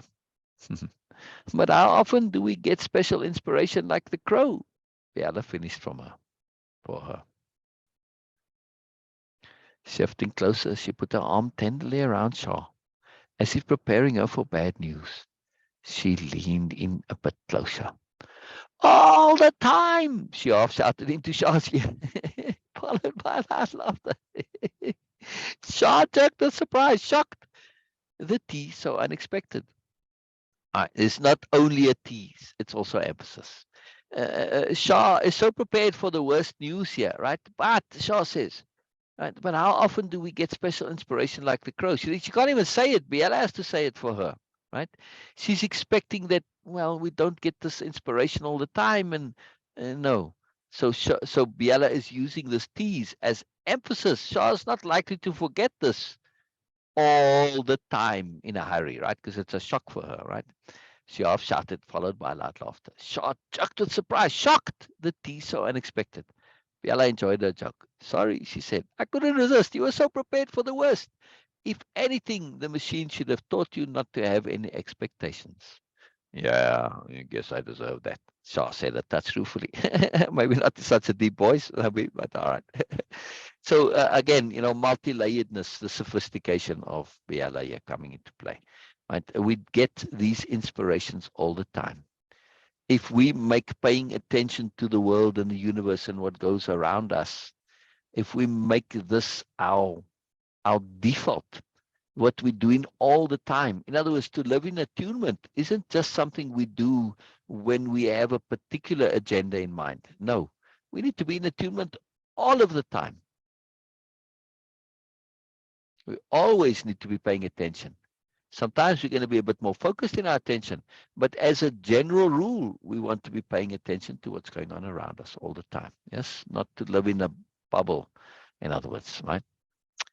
And really, those special occurrences do happen all the time. We simply need to learn to tune in. They are connected to the greater flow of things. So in other words, I'm going down the river and I realize that I'm being caught up in eddies on the side. But eddies, if you swirl around, at some point they start to connect to the greater current. And okay, well, that's how I get back to the current. Yes. So everything is always connected, in other words, right? So even if we are a bit out of attunement, we are a bit lost, doesn't mean we can't get back. We pay attention and you get the clue, go here, go there. All right. And then you get back to where you need to go. Right? So they are connected to the greater flow of things. There are especially the special occurrences, anomalies, that she's talking about now. They are even more so connected. So I'm floating around in the eddy there, and it's just taking me water. And then I get some anomaly that directs my attention one way. Well, that way. Okay. And then I follow, and there we go. I'm in another way. So anomalies are always connected. They are connected. They are especially connected to the thread of ourselves. We need to learn to pay attention to what is going on inside of us and to what's going on in the larger outside of us. There's those two sentences there, or that whole sentence that Biella says. This is a very, very profound sentence. We need to learn to pay attention to what is going on inside of us and to what's going on in the larger outside of us. I italicized it there because it's a very powerful point. Both together, not either or, both together. And she says, not the general larger outside, the larger outside of us. By implication, we are connected, the whole world, everybody, it's all one, right? So we have an idea of internal and external, but it's really all one, right? They're just different parts of the same. It's like you can't say those eddies on the side of the river are not the river. That may be our inside, yeah, but that inside is connected to the main flow there, right? Inside, greater flow, right? Greater, larger, outside. It's connected, right? In the river's case, that's obvious. Shah looked into Biella's face and eyes at the use of that odd phrasing, but Biella had not misspoken. We are so much more than we're aware of. We are so much more than we're aware of, Biella said. We have to make peace with not knowing, accepting we can only know small parts of our larger self at any one time. It's as if our awareness is a spotlight shining into that darkness. We can widen that beam considerably, but it's still only a fraction. Biella turned to face Shah, looking deeply into her eyes. Those occurrences, those happenstances, those anomalies, they're how we communicate with ourselves and with the world. But it's more than that. They are gifts of power from ourselves to ourselves. They are gifts of power from ourselves to ourselves. It's how we set up and establish intent. We simply have to wait and watch with awareness. So an anomaly is a mechanism that assists us deeply and profoundly for setting up and establishing intent, especially if we don't know which way to go. Yes, we start with an intent to say, which way do I need to go? Then the anomaly comes and says, go this way, right? Then we're setting up a new intent, that specific intent of which way to go. Yeah, layered intents, in other words. Shah closed her eyes, taking it all in. Biella gently kissed her on the forehead. Oh, Biella. Oh, very cool. Now, Biella said, what was it you wanted to ask me? Biella never forgot relevant points. Nothing really, Shah said sheepishly. I just wanted to tell you I liked the way you walked. Their joyous laughter roused amused crows from the trees. The crows are very amused, and they're there. Now, why I said that, let's assume that Shah had come to Biella, and she's walking along. Biella's thinking about appropriateness, and here Shah comes, and she says, Biella, I just wanted to tell you I like the way you walk. Wow. Thank you, Shah. That's very profound. You realize by saying the way I walk, you are saying you like the way I am. Oh no, I wasn't aware of that. How do you mean? Well, now that I think about it, well, yeah, I guess so. I guess so. Yeah, because our walks very much represent how we are. And the next thing Biella would likely have said, do me a favor, please. I'm asking as a request here. Walk my walk for me, Shah. Biella will step back a little bit, giving Shah space where she could walk Biella's walk and Biella could observe Shah walking Biella's walk. By implication, Biella getting feedback on her own walk. But Biella has a plan. Biella always had a plan. See, this whole chapter can go in an entirely different direction, right? So now we're saying, Biella had a plan. Biella always had a plan. Shah tentatively, but shyly starts to walk Biella's walk. Wait a second, walk again so that I can grab it in my mind. I wasn't really enjoying your walk with the idea of walking it. Very well, no problem. Biella says, and they continue walking. Shah paying attention to Biella's walk, noticing that Biella is entirely unself-conscious about her walk. Biella, knowing this too, had set herself to walk as she had been walking, right? To maintain that continuity, to not let the special attention affect. This is a special skill to be able to do this. But one, fortunately, Biella had already practiced. Says Shah, I got it now. I got it now. Okay, Shah's getting into the mood of it, gets excited. Say, watch. This is how I see you walking. And Shah starts to imitate Biella's walk. Biella says nothing. Biella says nothing. Not even that's interesting. Letting Shah immerse into the walk. Keep going, she whispers to Shah. Keep going, keep going. Shah continues to walk as Biella. How does it feel, Shah? Shah stops at this. Shocked. I never thought to feel it, but when I started to get into it, when I really started to walk you, oh, I said walk you, not walk as you. Yes, when I started to walk you, that's a different thing to walking as you. When I walked you, I started to feel you. I started to kind of become you in a way, and I started to understand you from the inside. Wow, this was a revelation. This was a profound thing. This really blew my mind. Brilliant, brilliant. Thank you, mate. Thank you very much. You too, man. You too. See you again. See you again. Fantastic. I said, see you again. Yes, I was saying, see you again. My accent is originally from South Africa. Yeah. I've been here 30 years, but my accent's stuck and still with me. Yeah, I know a girl by Lori in South Africa. I've been friends with her like 25 years. Brilliant, brilliant. She got a similar accent to mine? No, she's a lot smoother. Oh, yeah. Interesting. Yeah, I grew up in the country, so I've got the equivalent of a hillbilly accent. In South Africa, I've got a rough accent. You know what I mean?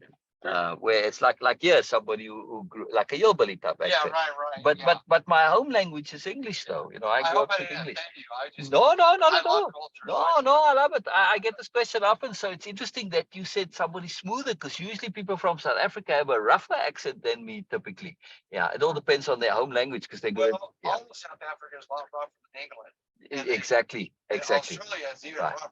Right, exactly. It's fascinating stuff. I'll see you again. I better get back to Zoom. I'll see you again. Bye-bye. Just a little digression as appropriate. Anyway, I wanted to say there that, just running with that little side story there, that the magic of it is that if you go into the story from where Shah had actually said what she meant to say, it goes in a very different direction. And this walking somebody's walk, I really recommend you guys try it. Pick anybody that you know, that you can imagine their walk, and you can picture their walk, right? That you're familiar with their walk, and walk their walk. In other words, walk them. And don't walk as them, walk them. It's a particular exercise. When we walk somebody, yes, you are walking their walk, but you're walking it with the intent to really know them.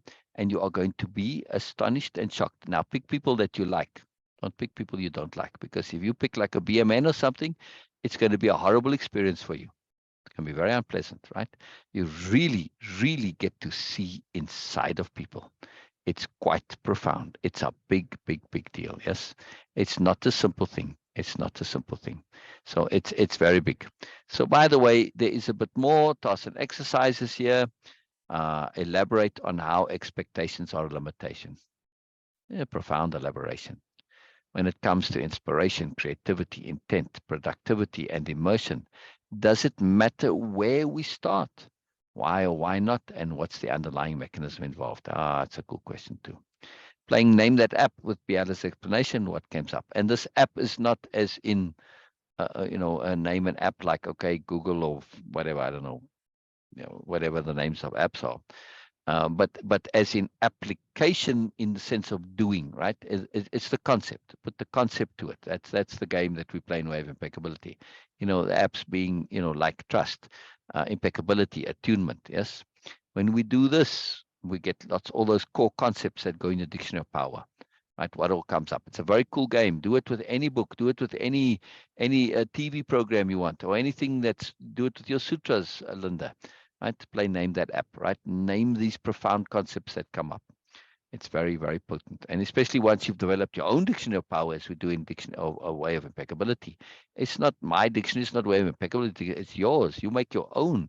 It will be whoever your dictionary of power. Right, you add your concepts in there. Right.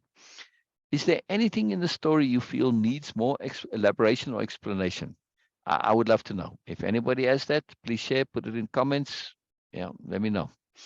Does the story effectively elucidate the underlying insights and understandings, and what are those?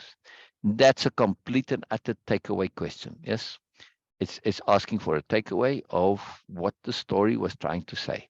And it's also a repeat back there. What do you think the story is saying, and does it say it appropriately? Yeah, it's very cool. It's very cool. And chapter 2. Now look what's at the end here of chapter 2. Takeaways from a live reading. Right, these were the things that came up. This is all the things Elizabeth said on Sunday. Made some profound comments here. Right, very big deal. And Sher and Norma, they said some profound stuff. Janelle and Ryan had a lot to say. Yes. And Janet had a beautiful thing. Yes, it's not happening to you, it's all happening for you.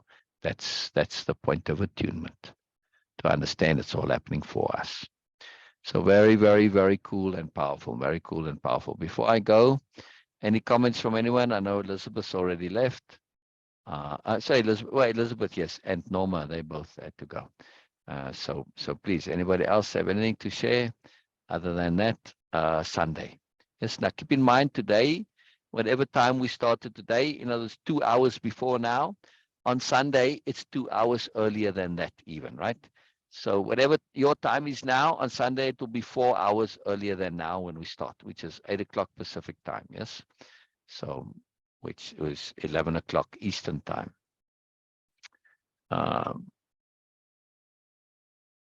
So I'm keen to see you on Sunday, because we're going to go and do the next chapter, which is, trying to remember exactly what it's called. I don't remember things that I don't need to remember. I think it's the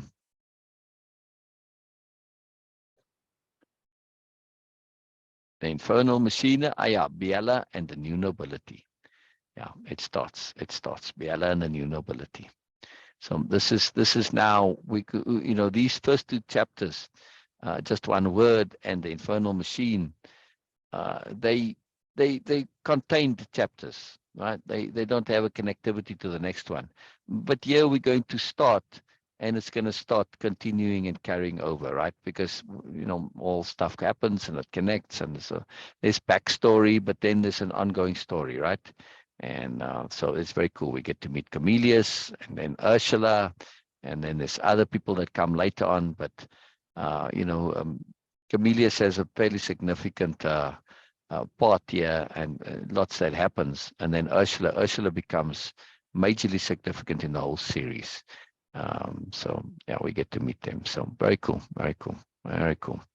And Ursula, and camellias. They have profound implications to how we listen to and read the story. So, oh, I wasn't screen sharing anymore, but oh well, sorry. I was showing the things there, but anyway, it doesn't matter. So anybody before I go? Any comments? I think everybody's left already. I'm talking to myself, but that's all right. I'm happy talking to myself. I do enjoy speaking to myself. You know, it's not something that's a sign of madness. No, it's simply a mechanism of expression. And we can have profound conversations with ourselves. There's no reason not to. It's nothing to do with madness. It's got to do with awareness. And when you actually listen to yourself, it shifts. Things shift in you. We get to know more than we otherwise would have known. So I'm very keen to hear more, Elizabeth, if you watch the replay. I'm very, very keen to hear more. Lots going on, lots going on, lots going on. Very cool. All right, brilliant. All right, I'll see you guys on Sunday. And again, you know, if anybody really has something deeply that they want to share and chat and discuss, my Zoom is always open. Just message me if you don't have the link. Just message me. It's enjoyable. Yes, Norma. It is. It is enjoyable. Exactly. Exactly. When we have peace of being, when we have independence of being, how can you not enjoy talking to yourself? And you know, when I speak to myself, really, it's like I'm talking to you guys now. It's the same conversation. I feel like I'm talking to you guys. The same thing. The same thing. It has that same flavor to it. And I say the same things. I have the same discussions. Yeah. So, all right, maybe you don't quite respond. Yeah, when I talk to myself, but I sort of imagine your responses. Much like I do. Sometimes I'm just discussing stuff, right, in the story, and I discuss it with you, even though there's not a specific response that I'm relating to. It's a lot of fun. Exactly, Norma. It's most enjoyable. Capital E, enjoyable. Absolutely. It's a deep joy. It's a deep joy because I'm speaking to the world. You know, I am the world. The world is me. So when I'm speaking to myself, I'm not speaking to my internal me. I'm speaking to my external me. Yeah. And I think madness is when you're in that bubble of it's just you and your internal me, or you imagine there's a real thing that you're speaking to that isn't real, etc. It's other thing that makes it madness, not the conversation. Right? There's other things that make it madness, not talking. Yes, thank you for the hearts. Thank you for the hearts. I'm always listening. Yes, yes. I know you are listening, Norma. I know you are. All right, brilliant, brilliant, brilliant. So I'm going to end it all right there, and we'll see you on Sunday. Yes, good morning, everybody. Good morning. Good morning to you all.